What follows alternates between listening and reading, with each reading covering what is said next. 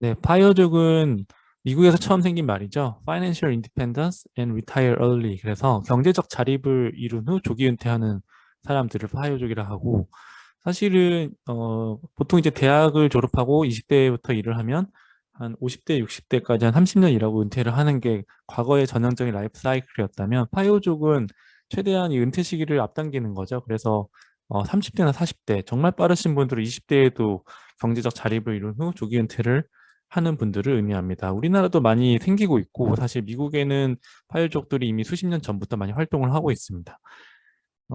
파이어족이 되는 법은 뭐 이렇게 써놓으니까 되게 쉬워 보이죠. 근데 말처럼 쉽진 않겠지만, 일단 1년 동안 자기가 목표한 생활비, 뭐 2천만 원 혹은 3천만 원, 4천만 원, 그 금액이 있을 거잖아요. 그걸 먼저 설정을 한 다음에 그 금액의 25배를 저축합니다. 만약에 4천만 원을 1년에 쓸 거면 10억을 모으면 되겠죠.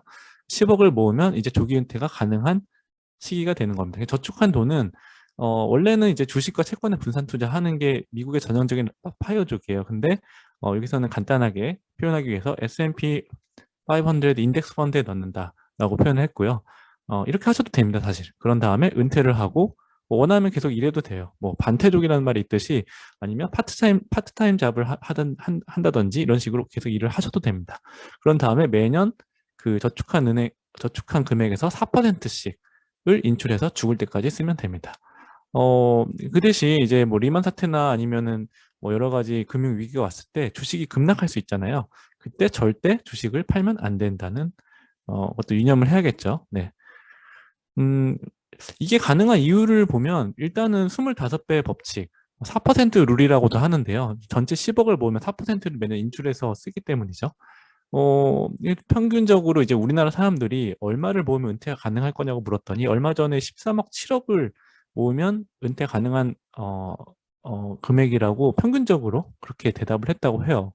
우리나라 직장인들 상대로 설문조사를 한 걸로 알고 있고, 만약에 13억 7천만 원에 4%면은 연 5,480만 원을 쓸 수 있는 거죠. 뭐 이 정도면 사실 웬만한 가구가 살기에 뭐 충분한 돈이라고도 볼 수 있고, 만약에 뭐 자녀가 뭐 한두 명 있다 이러면 좀 빠듯한 돈일 수도 있고, 하여튼 그런 정도의 수치인 것 같아요. 혼자 살면은 5,400만 원이면은 뭐 충분히 살 수 있을 것 같아요. 그렇죠?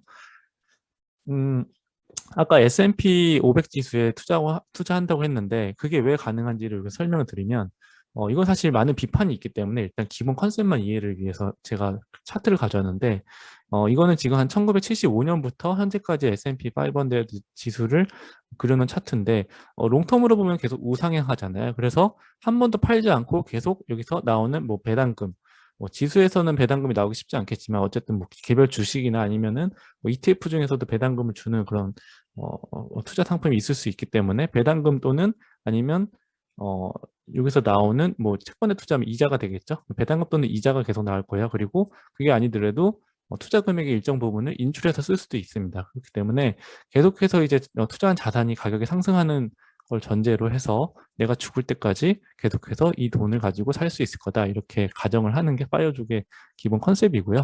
우리나라도 사실 1975년 정도부터 이렇게 차트를 그려보면, 1980년도 그려보면 계속해서 우상향하고 있죠. 물론 뭐 IMF 때는 한 300까지도 코스피가 떨어졌었기 때문에 상당히 위험하고, 리먼 때도 한 900까지 떨어졌었죠, 일시적으로. 그렇기 때문에 그때 만약에 주식을 팔아버렸다, 아니면 뭐 펀드를 해지했다 이러면은, 사실 계속해서 파이어족을 생활을 영위하기는 쉽지 않겠죠. 거기서 손실이 확정돼 버리면 더 이상 뭐 배당금이나 이자도 안 들어오고, 뭐 계속해서 자기 자산이 아예 감소해버린 게 확정된 상태이기 때문에 계속해서 파이어족을 할 수는 없을 겁니다.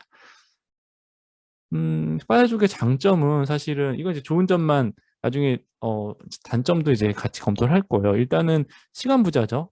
내가 직장을 다니면 사실 나쁘게 말하면 노예잖아요. 9시부터 6시까지 계속 책상에 앉아 있어야 되고, 부장님이 시키는 일 계속 해야 되고, 그리고 회사를 위해서 항상 생각해야 되고, 나 개인을 위해서 일하는 게 아니고 어떤 법인을 위해서 사는 거죠.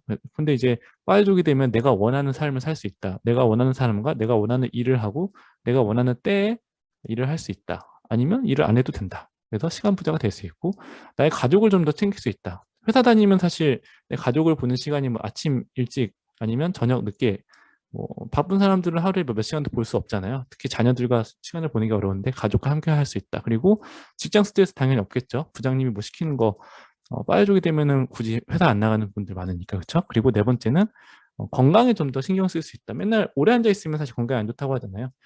내가 뭐 자유롭게 몸 운동도 많이 하고, 내가 원하는 때 원하는 운동, 취미 활동도 할 수 있고, 그리고 조기 은퇴를 하면 또 뭐 저 장수한다 이런 스터디도 있다고 해요. 물론 반대되는 어떤 연구도 있다고 하는데, 뭐 이거는 이제 자기가 원하는 직장에서 원하는 일을 오래 하면은 뭐 파이어족이 굳이 안 되더라도 장수를 할 수 있다, 이런 논리도 있기 때문에 이거는 꼭 맞는 논리는 아닌 것 같습니다.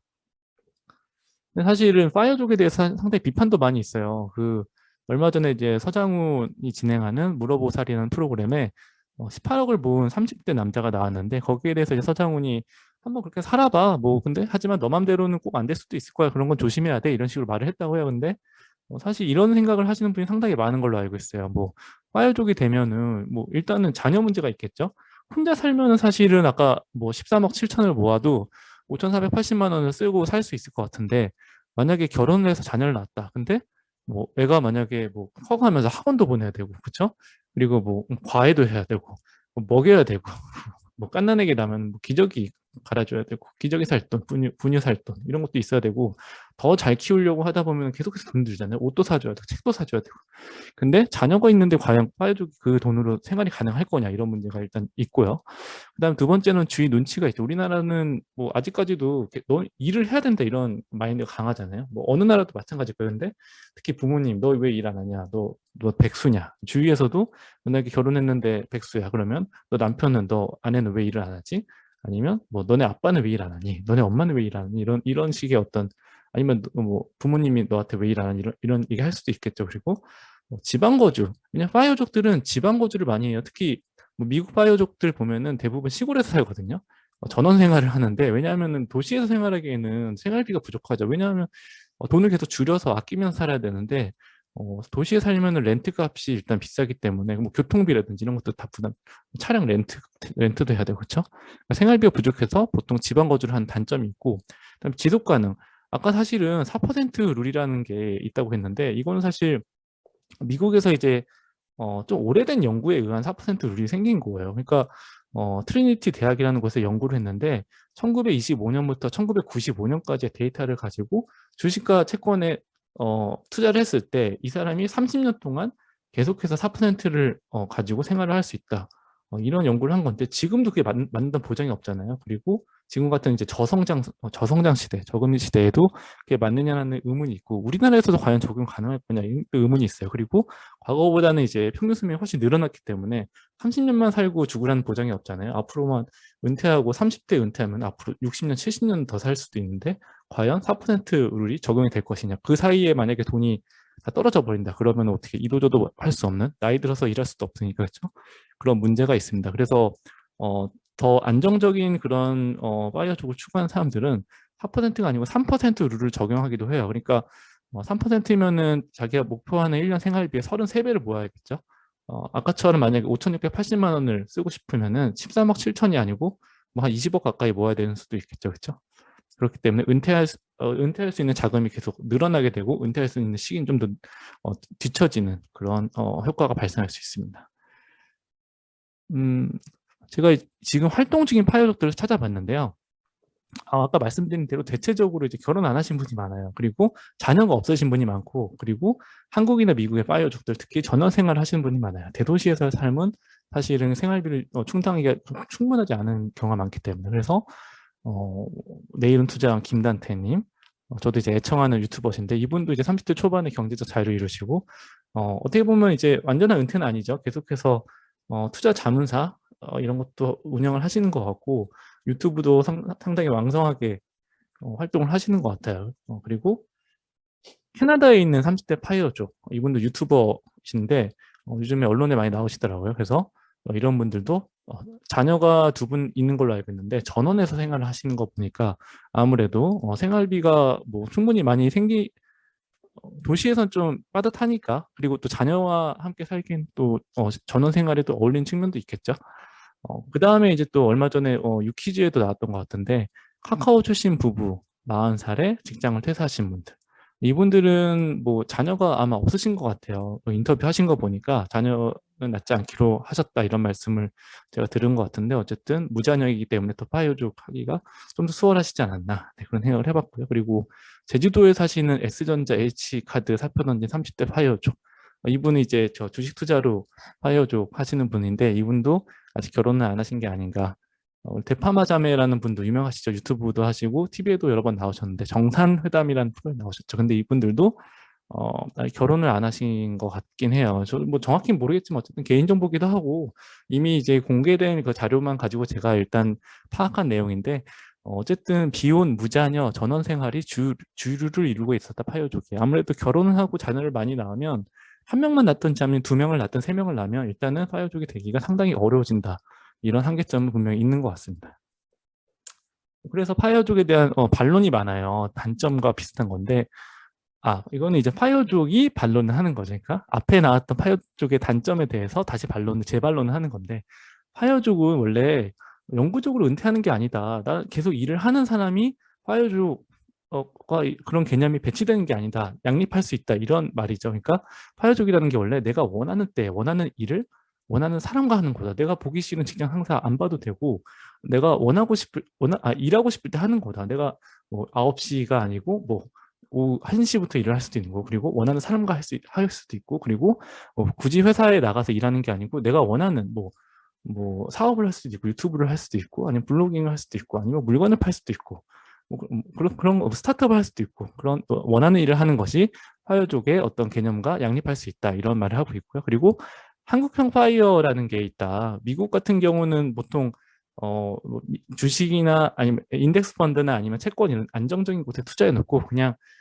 적극적인 투자는 좀 안 하는 편이죠. 근데 우리나라는 아무래도 생활비가 좀 더 많이 들다 보니까 적극적인 투자를 하는 경향이 있습니다. 뭐 코인이나 아니면 뭐 레버리지를 이용한 부동산 투자라든지 아니면 뭐 개별 주식에 투자하는 분들 상당히 많죠. 그래서 적극적인 투자를 통해서 생활비를 충분히 충당을 하고 자산을 오히려 늘려가는 그런 파이어족이 많다라고 주장을 하고 있고요. 그리고 절약도 사실 엄청나게 아껴서 파이어족이 되는 게 아니고 적당히 쓸 거 쓰면서 또 적당히 절약하면서 파이어족이 되는 그런 경우도 많이 있습니다. 그리고 완전히 은퇴하는 게 아니고 반태족처럼 부수적 수입을 계속해서 창출을 하는 거죠. 엔잡러라고 하잖아요. 엔잡러처럼 계속해서 일을 하면서 다만 내가 원치 않는 일을 하지 않는 것이다.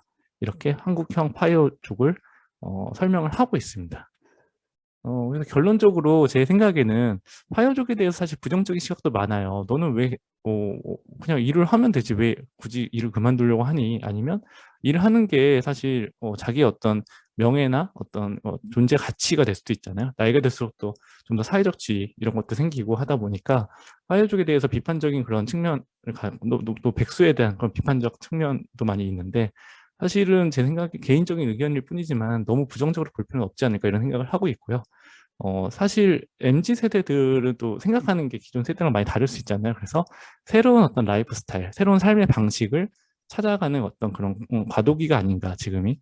그리고 내가 원하는 삶을 찾는 과정일 수도 있고 개개인에 있어서는. 그리고 또 각자의 선호와 가치가 사람마다 다 다른데 파이어족이라는 게 마음에 들고 또 자기의 어떤 선호나 가치에 부합하면 선택할 수 있는 문제. 마음에 안 들면 내가 안 하면 되는 거잖아요. 그런 문제가 아닌가. 그래서 한국형 파이어족은 미국과 달리 새롭게 이제 정립되는 그런 단계에 아직 있고 아직 끝나지 않았다. 계속해서 진화 중이다. 이런 생각을 하고 있습니다. 그래서 앞으로 또 어떻게 파이어족이 우리나라에서 자리를 잡을 수 있을런지 그리고 파이어족에 대한 시각이 어떻게 바뀔런지 어떤 파이어족이 또 나올지 되게 흥미롭게 지켜보고 있습니다.